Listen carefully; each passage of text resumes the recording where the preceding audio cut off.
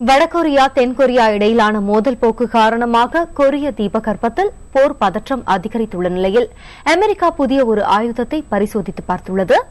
Laser தொழில்நுட்பம் மூலம் உருவாக்கப்பட்டுள்ள இந்த ஆயுதம் இதுவரை பயன்பாட்டில் இல்லாத ஒரு ஆயுதமாக இருக்கும் எனவும் அமெரிக்கா தெரிவித்துள்ளது.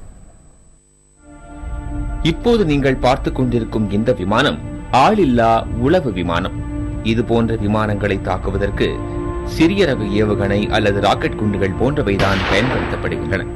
ஆனால் லேசர் தொழில்நுட்பம் மூலம் இவற்றை அழிக்கும் யுக்தியை அமெரிக்கா உருவாக்கியுள்ளது. போர் கப்பல்களில் லேசர் ஆயுதங்களை நிறுவி அவற்றின் மூலம் எதிரி ஏவுகணைகள், போர் விமானங்கள் மற்றும் உளவு விமானங்களை தாக்கி அழிக்கும் தொழில்நுட்பத்தை அமெரிக்கா அண்மையில் பரிசோதித்து பார்த்துள்ளது.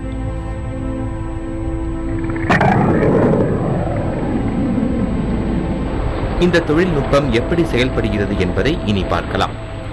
கப்பலில் உள்ள லேசர் ஆயுதம் குறிப்பிட்ட உளவு விமானத்தை குறிவைத்து தொடர்ந்து லேசர் கதிரை வீசச் செய்கிறது. தொடர்ந்து ஒரே இடத்தில் வெப்பம் அதிகரிப்பதால் அந்த இடத்தில் தீப்பிடிக்கிறது. இதனால் கட்டுப்பாட்டை இழக்கும் உளவு விமானம் கடலில் விழுகிறது. அமெரிக்காவின் இந்த ஆயுத கண்டுபிடிப்பு கடற்போர் யுக்திகளை மாற்றி அமைக்கும் என அந்நாட்டு கடற்படை உயர் அதிகாரியான அட்மிரல் க்ளுண்டர் தெரிவித்துள்ளார். பல கோடி ரூபாய் செலவிட்டு ஏவுகணை தயாரித்து போர் விமானம் அல்லது உளவு விமானத்தை சுட்டு வீழ்த்துவதை விட சில டாலர்கள் செலவில் லேசர் கதிர்களை செலுத்தி விமானத்தை வீழ்த்துவது பொருளாதார ரீதியாகவும் போர் யுக்தி அடிப்படையிலும் சிறந்தது என அவர் கூறியுள்ளார். மின்சாரம் மூலம் இயங்கும் இந்த லேசர் ஆயுதம் மின்சாரம் தீரும் வரை தொடர்ந்து லேசர் கதிர்களை வெளிப்படுத்தக்கூடியது.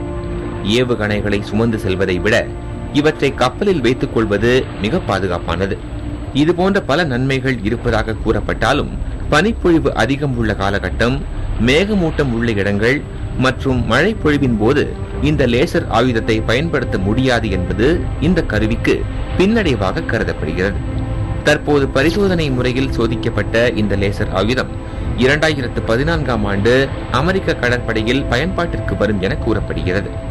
சுமார் $30 மில்லியன் பொருட்செலவில் உருவாக்கப்பட்டுள்ள இந்த லேசர் ஆயுதத்தின் சக்தி தற்போது குறைவாக இருப்பதாகவும் இதனை அதிகரிக்க வேண்டும் என்றும் அமெரிக்க கடற்படை அதிகாரிகள் வலியுறுத்தியுள்ளனர். புதிய தலைமுறைக்காக ராஜசேகருடன் நிரஞ்சன் பாரதி.